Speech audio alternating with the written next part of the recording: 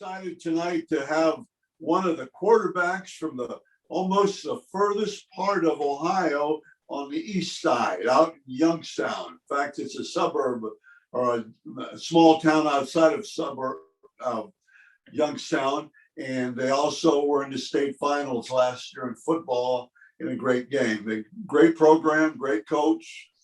And Bo Brungard, how are you doing tonight? I'm doing great. How are you? Good. You're a quarterback. Let's talk quarterbacks, okay? I think I'm a quarterback coach. I've never done it, but well, when I was a head coach, I played around a little bit.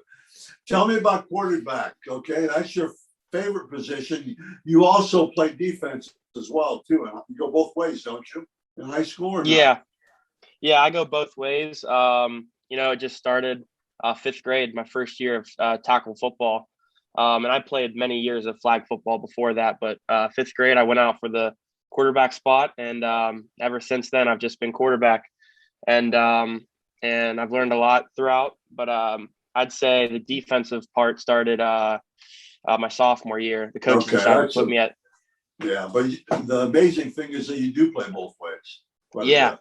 And when I was a head coach, I always liked to have my quarterback right beside me. On defense. I want my quarterback there, but you're such a good athlete, and that's good. And I always told my quarterbacks, I said, the fans are going to be booing two people in this whole place, you and me. Yeah. Anyway, what's the hardest part about being a quarterback? Hardest part? I'm going to say just the mental aspect of being a quarterback. There's a lot of kids who can throw the ball far and make good passes, but as a quarterback, you have to not just know what you're doing, you have to know what your wide receivers are doing, you have to know what your running back's doing, you have to call out protections for your line. And so not even so much the physical aspect, but just mentally having to know everything that's going on in the field at once. You have to take it all in. I'd say that's definitely the hardest part. When DeShone Kizer went to Notre Dame, he told me the first 2.5 months they never touched the football. It was all classroom. He said because he had to know just what you said, Bo. He had to know what everybody was doing, what to expect, what to read, all that stuff. He said they never touched the football for at least 2.5 months. So that's you're spot on. I would say the other thing real quickly is you better be accurate. You got to be accurate. Accuracy is so huge. You can if you get a stronger core muscles, you got to get a stronger arm. And then there are some guys who just have a ability to throw. First part of playing quarterback. The best part of playing quarterback. Let's see. Well, I'd say the best part would be just being in charge in the field. Okay. I just getting into that huddle and calling the play and telling everyone what we're doing. Just having a sense of leadership out there. I just find enjoyment out of that, and just leading my team. I just find that to be really fun. That's the third most important thing to me, leadership. Because I tell guys, especially if you're a young guy, you walk in that huddle, you better know who the boss is because these seniors and stuff will be on your case. Yeah, so, definitely. You know that from experience probably. And free safety, what's the hardest thing about free safety or whatever you call it, safety? Yeah, the hardest thing I'd say for safety is being just having eye discipline. It's very easy just to get your eyes in the backfield, want to find the ball, and just want to go make a play. But you got to have discipline and keep your eyes on your keys and make your read. And it's not always about making the big play, but it's just doing your job. And so it's easy to get caught up in the big play. So you got to have eye discipline. I never played that, but I would tell my defensive backs, you got the easiest job in the world. Keep the guy in front of you. Don't get toasted. Don't get burnt. Yeah, that's crazy.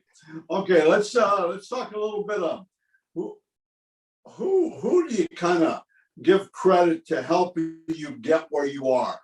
Who's kind of been a guidance for you, or kind of been a not a role model, but just kind of been there for you and kind of been you can go sports or you can go in general. in person? I'd say just all around, I'd say my father.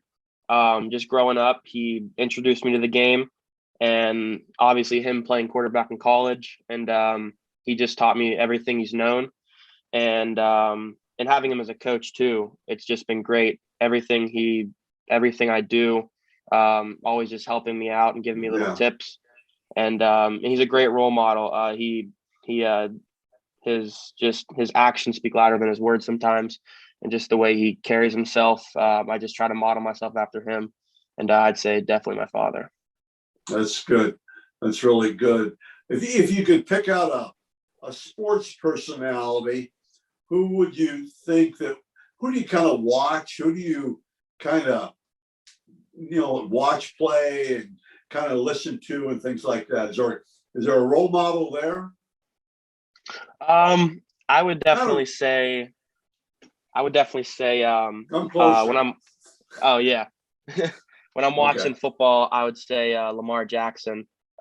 He's just so fun to watch, and I try to model my game after him in a way. How he uses his speed and his quickness to move around, but at the same time, he's got an incredible arm and he can just make accurate passes. So I love to watch him. You remind me of Drew Brees, just so you know that. Okay. That's a nice compliment, I think. Okay. Thank you. What drives you? What I say words to live by, Bo. What are words you live by? For me, I'm 72 years old, but I've always been driven to do the best I can. That cliche, leave it on the field. Whatever you're doing, leave it on the field. If I'm doing this podcast, I want to be the best I can be on this.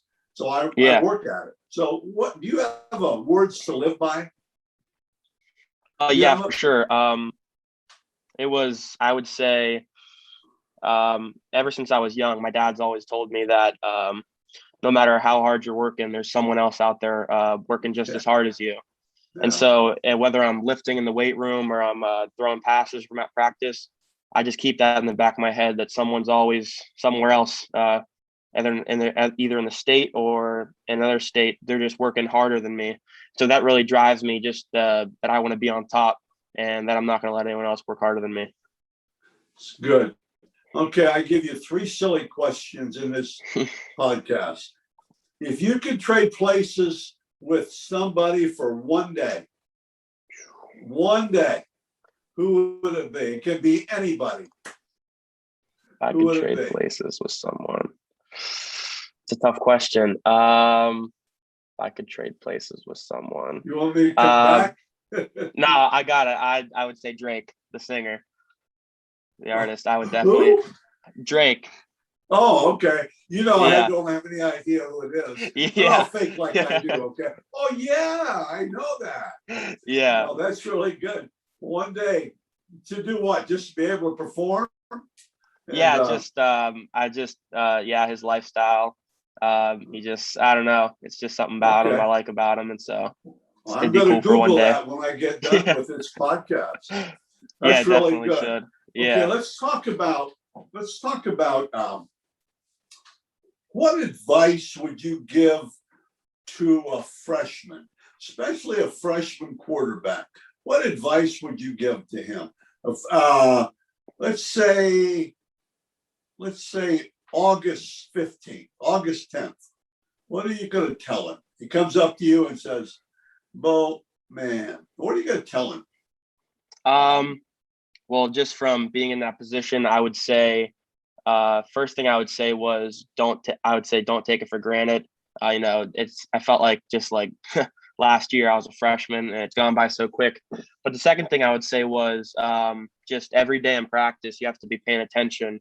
For me, when I was a freshman, I had my brother ahead of me, and I got to watch him and learn from him. And it comes up on you fast. The next year, you have to know what you're doing. You have to know your plays and everything. And if you don't pay attention that freshman year, you can kind of get set back and just not know what you're doing. So definitely just day in and day out, just stay focused and just be mentally sharp every day. Good. It's hard, but It's so competitive now. And I always tell guys, you're a play away. You're a play away and Yeah. 3 away. And that's something. Okay, let's talk about track, because you're a track guy. Pretty successful in the 300s when you were a sophomore or freshman? Freshman. Okay. What's training the 300s like? As opposed Definitely, to the 110. Yeah, it's definitely, the 300s aren't. It's not a fun race, I guess you could say. Oh man, But it takes a lot of guts, and yeah, I'll just say again, a lot of guts it takes. The 110 hurdles, it's a lot of form work, day in and day out. You're just working on your form and perfecting your technique. But the 300 hurdles, you just have to dig deep in the race. And yeah, getting over the hurdles isn't that tough because they're shorter in that race, but it's very different. Coming down the straightaway, Yeah. you're going to hit the wall sometime. Oh yeah, yeah. That's Hitting that good. wall is tough. I'm an old track coach as well. Yeah. How about school? Is the classroom like a foreign country to you, or you get after it? It definitely, I get after it. Ever since I was little, my parents have harped on me that school comes first, then sports, and I've really taken that to heart. And straight A's, maybe 1B slips in there every once in a while, but yeah, just I got to keep my grades up. That's been very important to me ever since I was little. So apparently, you really took after your mother instead of your dad, right? Great. I'm joking with you, because I have a lot of respect for your father, and a lot of respect. Okay, silly question number 2 coming up. What do you do when you're by yourself? Don't say hang with friends. That's it. You got to be by yourself. What do you do? What are we going to learn about Bo by himself? I'm by myself. Sounds like it's a nice day out. Yeah. What? If it's a nice day out, I'll be off. I like to fish, just shoot hoops by myself in the driveway, or bike rides sometimes. But if it's raining or something, I stay inside. I play some Xbox. I love to listen to music. Listening to music is probably one of my biggest passions. And yeah, a lot of music in that. Super. Well, we talked about what you need to improve on as a player. What do you think? Did I ask? I forget if I asked. What do you need to improve on? One thing.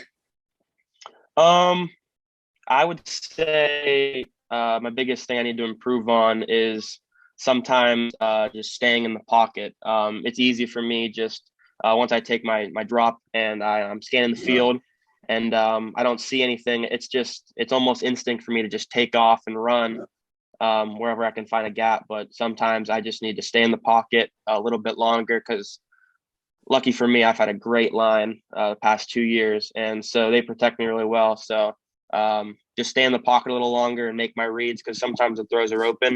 You just got to wait another second, and so I could definitely work on that. That's really good. In fact, that's what I would see, one of the things on your highlight video. But I'll tell you what, everybody gets caught. I used to get caught up on the perfect technique, the perfect throw, boy, the elbow and the hand coming through and all that stuff. But if you watch games, how many times do you have that perfect throw? You know what I'm saying? You just got to be able to, you have to have your own release. I don't want to talk quarterbacking here, bug you, bore everybody, but I don't worry about that anymore. And, just get the ball. On some things, your feet are the most important thing anyway, to me. Yeah. And I've told parents that, and they just look at me like I have no clue what I'm talking about. This time's going fast, and that bugs me. So let me go. Any game day thing? I got 2 more questions, and we'll talk recruiting in a second. What talent? My third crazy question. What talent would you like to have? Oh, you you haven't said this yet. I'm guessing. What talent would you like to have that you don't, that you probably can't ever have accomplished? What talent? I would definitely say have a good voice. With all the music I listen to, sometimes I like to sing along to it, and I don't sound the best. And I wish I had a good voice to sound good. Okay, I was guessing that. Yeah, Let's yeah. talk recruiting. Let's talk recruiting real fast. How is it going so far? It's going good. It's a little slow right now. Back, I would say my sophomore year, the end of the season, I got an offer from YSU, and since then, once I was a junior, I had some schools reach out over Twitter. But right now, a couple schools are still talking to me. Okay. And it's going well. Good. And it's obviously it's just a mess, and it's a mess right now because the college, you don't know what you're doing, the colleges don't know what they're doing, and the NCAA doesn't know what they're doing. So it's a mess. I hopefully there's going to be some decisions coming up here in a couple of days, and about June and camps and stuff like that. Yeah. But that's really good. And I've also heard that. One more question. What advice would you give to a recruit as a freshman or even a sophomore that's probably getting recruited? What would you tell him? What would you tell him? I would say just don't get behind on what they're sending you, and always be active. Whatever's happening. It's easy you're getting a lot of emails, you're getting a lot of texts. It's easy to just ignore some of them and not reply. But anytime you get one of those, you always want to respond and put your best foot forward, and always just have a good response to them. Well, Bo, I've really appreciated this interview. I tried to go 15 minutes, but it's going a lot farther than that. And so I appreciate you coming on and doing this, and I'm excited about the recruitment. And like I told your coach, I think you're a better quarterback than you're getting credit for. So that's just me. Okay? You have a great night. Thank you. Thank you for having me on. I appreciate it. Okay.